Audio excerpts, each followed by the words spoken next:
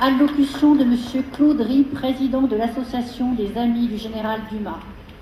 Mais aujourd'hui, nous sommes à la veille d'une élection présidentielle. Et il me semble que le moment est venu de faire passer un message à tous les candidats à cette élection présidentielle, y compris au président sortant, candidat ou non, président sortant qui a l'avantage encore de pouvoir agir utilement et justement pendant 11 mois. Nous prenons aujourd'hui notre destin en main et nous nous approprions cette journée du 10 mai, comme nous allons nous approprier le centre du Mas. Cela veut dire, très clairement, que nous demandons au président de la République d'intervenir immédiatement auprès du gouverneur de la Banque de France pour que le projet illégitime et dispendieux de cité de l'économie et de la finance, de centre Picsou, si vous préférez, porté par la Banque de France avec l'argent public, soit enterré et que le bâtiment devienne le centre du Mas. Si tel n'est pas le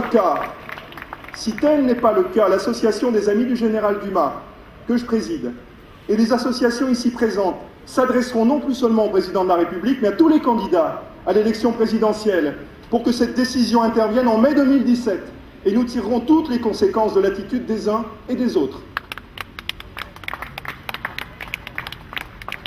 Je voudrais dire aussi que j'entends des voix s'élever autour de moi.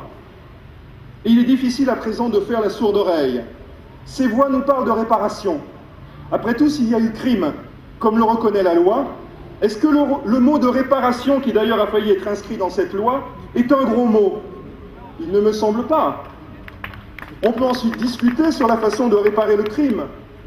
Mais je rappelle que la France a accordé en 1849 des réparations financières aux négriers pour la perte de leurs esclaves. Et rien aux anciens esclaves. Elle était le seul pays au monde à faire cela. Ce fait historique doit nous inciter à la plus grande prudence avant de dire que la réparation du crime contre l'humanité que fut l'esclavage est a priori impossible, ou de faire dire cela à Césaire qui ne l'a jamais dit. Bref, il est temps d'écouter les associations, d'écouter les personnes concernées par la journée du 10 mai, au lieu d'asséner avec l'arrogance de ceux qui croient tout savoir ce qui serait bon pour nous. Il est temps d'arrêter de désigner pour nous représenter des gens qui ne nous représentent pas, que ce soit dans des institutions déjà existantes ou dans des fondations des lendemains qui chantent.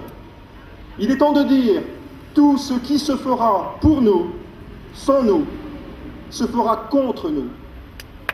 Et il est temps aussi, en ce 10 mai, de dire qu'il faut réfléchir maintenant aux conséquences politiques que tout cela pourrait avoir.